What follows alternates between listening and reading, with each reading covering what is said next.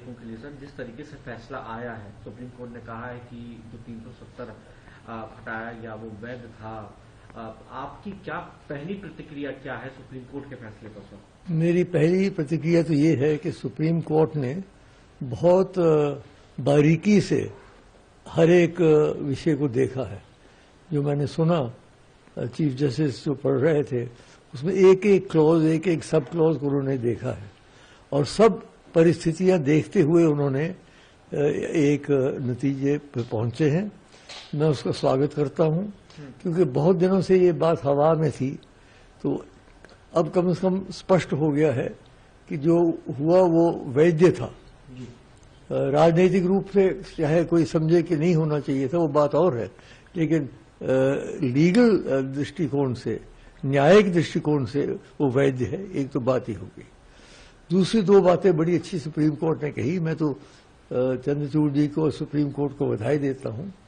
एक तो उन्होंने कहा कि जल्द से जल्द हमारी स्टेटहुड फिर से मिलनी चाहिए। मैं आरंभ से कह रहा था कि जो जम्मू कश्मीर को काट के दो हिस्से में करके और इसको यूनियन टेरिटरी बना दिया, वो हमें स्वीकार नहीं था, किसी को भी, किसी के गले से नहीं उतर रही थी। क्योंकि जम्मू कश्मीर एक बहुत विशेष राज्य था। पहले कहते थे ये मुकुट है, ये भारतवर्ष का ये है, और मुकुट क्या रहा, फिर हरियाणा और हिमाचल से भी नीचे आ गए, यूनियन टेरिटरी बन गए। तो वो जल्द से जल्द, मैं समझता हूं, मेरी मोदी जी से भी यही प्रार्थना होगी कि अब वो जल्द से जल्द राज्य का दर्जा दे दें। ये जरूरी नहीं कि पहले चुनाव हो फिर उसके बाद राज्य का दर्जा दिया जाए, बल्कि अगर चुनाव हो तो राज्य के लिए हो, यूनियन टेरिटरी के लिए क्यों हो।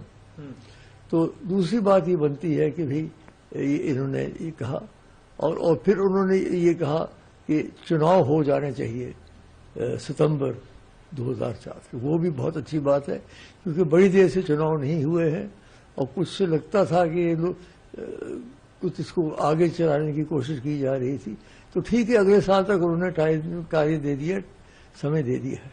ये मैं कहूंगा इसके बारे में मेरी प्रतिक्रिया। एक बात मैं इसमें और कह दूं, मुझे पता है कि जम्मू कश्मीर के कुछ लोगों को ये निर्णय अच्छा नहीं लगेगा, क्योंकि मेरी उनसे राय है, उनके हमदर्द होने के नाते, क्योंकि मैं भी तो जम्मू कश्मीर का ही हूं। हमारा सारा अगर राज्य उभरा तो जम्मू कश्मीर की वजह से उभरा। तो उनसे मेरी प्रार्थना है कि अब वो इसको स्वीकार कर लें। अब कोई विरोध करने का लाभ नहीं है। अब वो राजनीति के लिए तैयार हो जाए। जब चुनाव हो तो चुनाव डट के लड़े, तो अपनी शक्ति जो है वो चुनाव में लगाएं, बजाय इसके कि इसके विरोधात्मक कार्यक्रम करें। ये मेरी उनसे व्यक्तिगत प्रार्थना है। और मैं जानता हूं कि कई लोग बहुत दुखी होंगे, कई लोग बहुत प्रसन्न होंगे, कई लोग बहुत दुखी होंगे। लेकिन अब विश्व में कई बातें होती है जीवन में जो अच्छी भी लगती हैं लोगों को, बुरी भी लगती हैं।